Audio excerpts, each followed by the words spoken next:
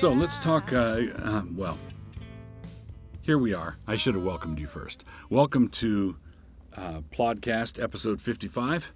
Good to have you here. Thank you for listening. Let's talk, I was about to say, when I was so rudely interrupted, I was about to say that I wanted to talk about personality testing. Here's the difficulty. First, a little bit of history.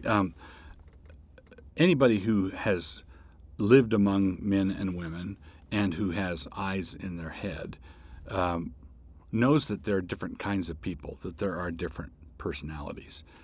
You could go with the ancient system of humors, where someone is sanguine, cheerful, up and down, dominated by blood. Someone is laid back, phlegmatic, dominated by phlegm. Someone is choleric, where they're agitated, angry kind of person.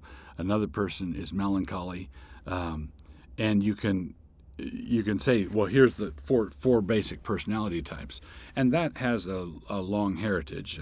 Sanguines, cheerful, phlegmatic, laid back, choleric, aggressive, hard-charging, I know what, let's do things my way, and melancholic, introspective, moody, and so on. Or you could go with my system of personality division, which I think covers all the bases, and that is to say that you're basically dealing with Pooh, Piglet, Tigger, and Eeyore. So if you've got those four categories, you can cover the bases, and then you might want to reach out and include Rabbit, let's say, or something. But basically, Winnie the Pooh covers all the bases. Well, like I said, anybody with eyes in their head can see that we've got different kinds of people, and the impulse that men have to identify patterns and group things according to patterns is a deep instinct, and I don't object to it. But I think that we have to be careful. We live in a technocratic age, and we think that we can reduce things to numbers. We think we can. We've gotten to the point where we think we can analyze the personality of various kinds of people, and we can get it down into the decimal points. And this is standard operating procedure for the majority of American corporations and companies. If you want to be basically, many corporations will give you a battery of tests, personality tests, calculated to identify your strengths and weaknesses, and so on. So here's the difficulty. This problem first occurred to me many years ago as a teacher.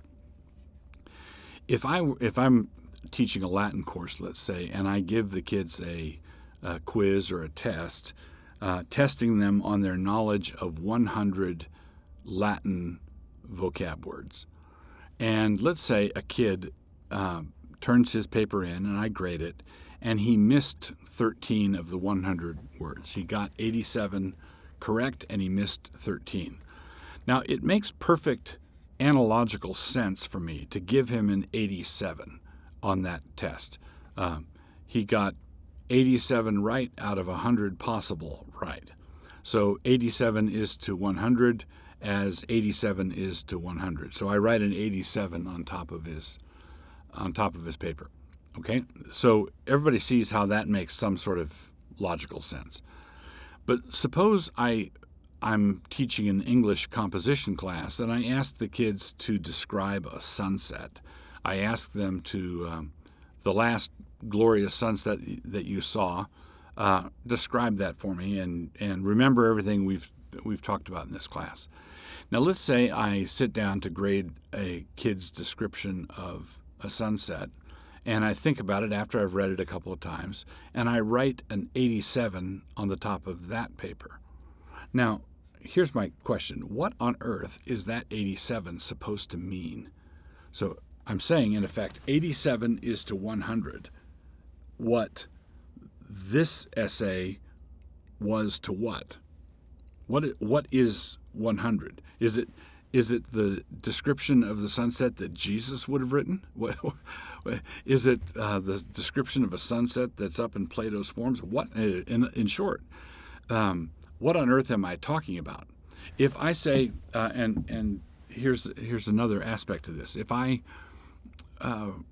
let's say I wrote an 89 on his paper, and let's say this kid was a diligent kid who wanted to get into a good law school, a good college rather, not a law school. So he wants to get into a good college, and I write 89 on his paper.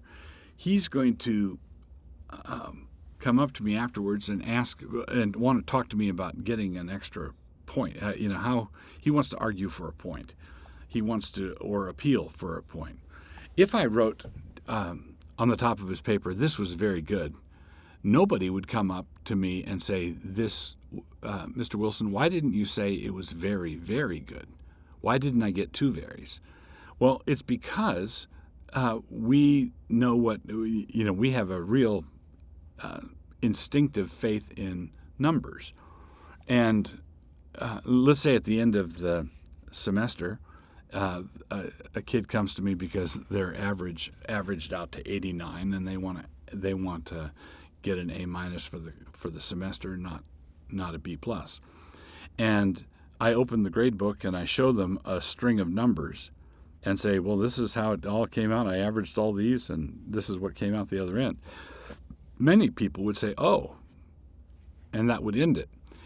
But it doesn't occur to them to go to the next level and say, but every one of those numbers that you averaged is a number that you made up out of your head. And I don't think you made it up out of your head on that Latin exam, that 87 out of 100 Latin exam.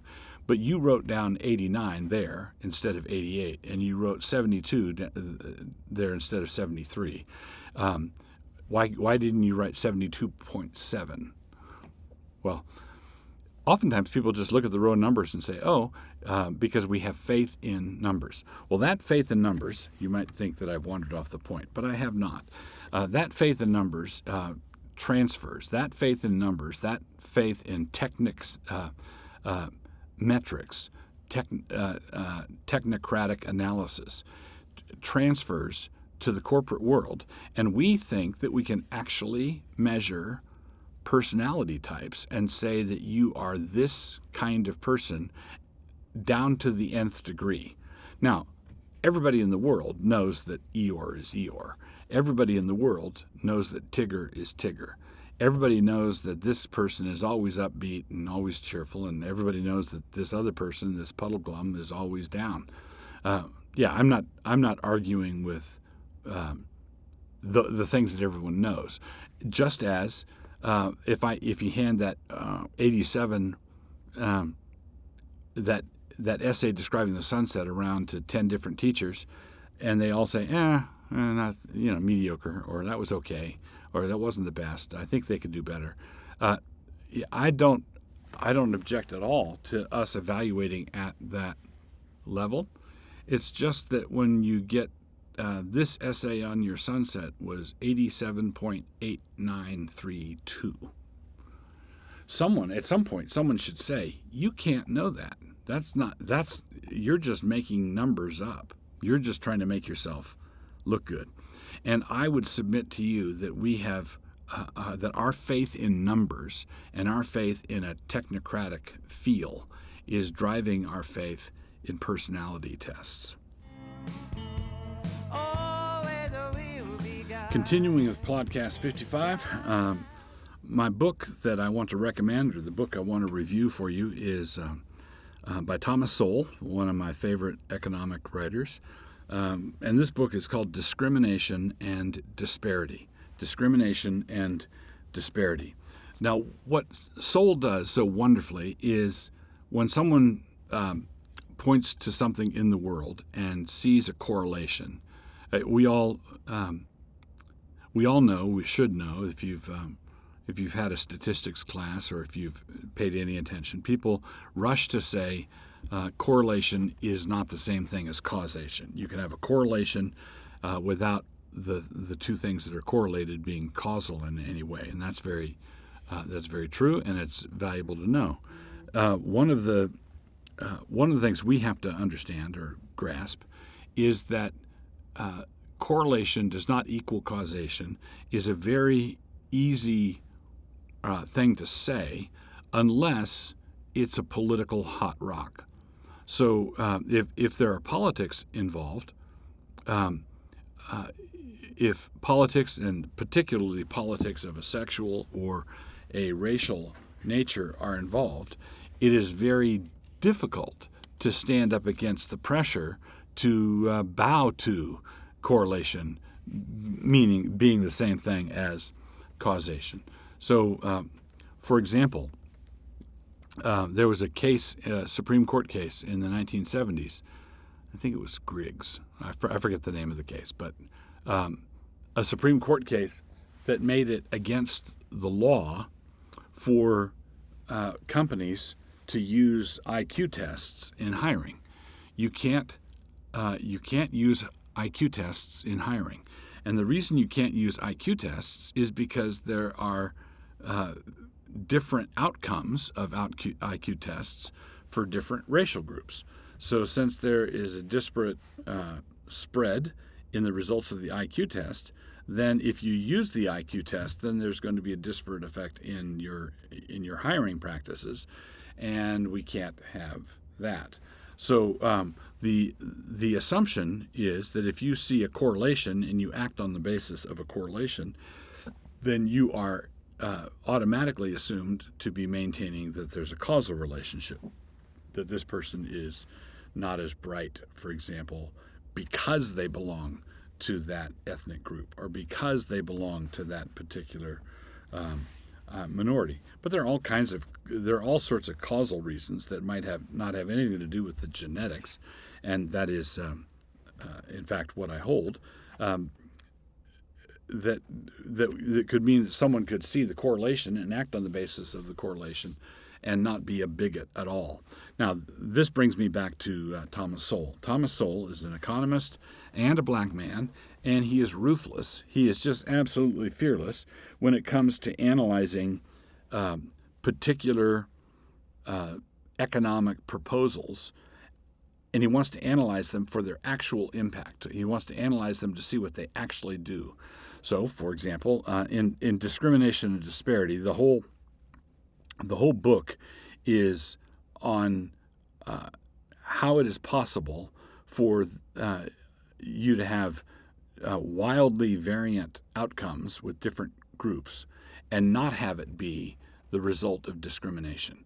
So women, so for example, women are paid less on average than men. So what people do is they take a statistical analysis and say all the men working in this position and all the women working in this position, and we do a big math problem and we see that the women are paid less. So the question that immediately comes to mind is why wouldn't corporations give preferential hiring to women if they can get the same work for a smaller outlay?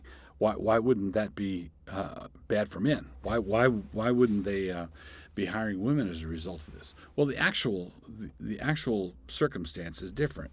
Men and women want different things. Men and women sacrifice different things. To take an obvious example, women are much more interested in flexible hours. When they take a job, they can do the job, but they're much more interested in flexible hours because they prioritize spending time with their child, let's say, more than a father would, and so their longevity in the job, their intention to stay there forever, those sorts of decisions, which affect training and investment in training and all these sorts of things, result in disparate outcomes. And Sowell is able to show, and shows with numerous examples, that these disparate outcomes are not the result of discrimination, or not necessarily the result of discrimination. Sowell is very aware of historic discrimination, which was overt and out there, and he tackles those. He points to those sorts of things. Yeah, you can say that discrimination caused this gap, but you have no basis for saying that it caused this other one. So Discrimination and Disparity, really good book.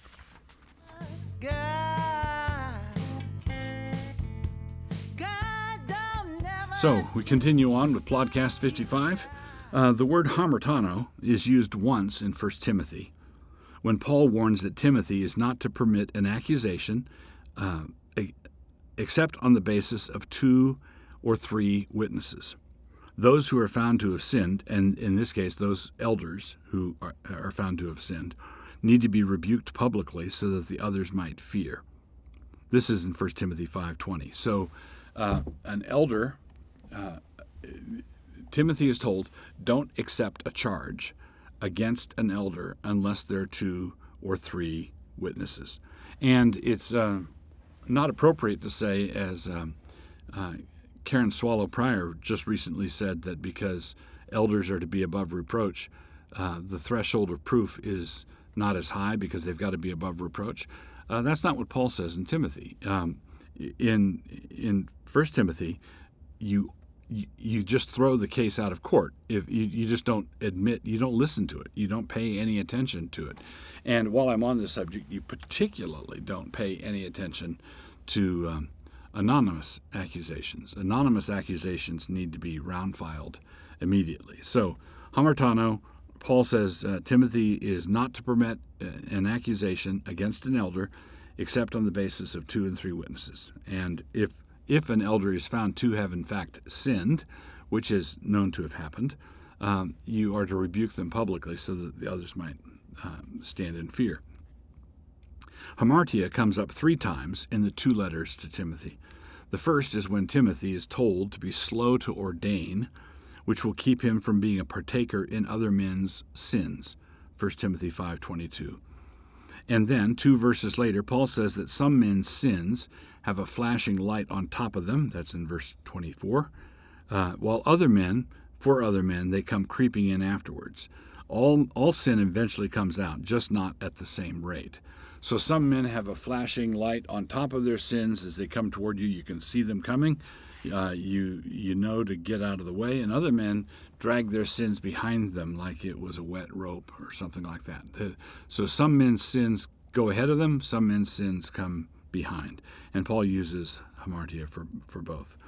Then in 2 Timothy, Paul gives a warning about false teachers. And he points out that false teaching thrives on guilt. False teaching thrives on guilt. False teaching manipulates guilt. It works guilt. Silly women, he says, laden with guilt, are an easy mark for those who would lead them into the curriculum of always sinning and never getting it. That's in 2 Timothy 3:6.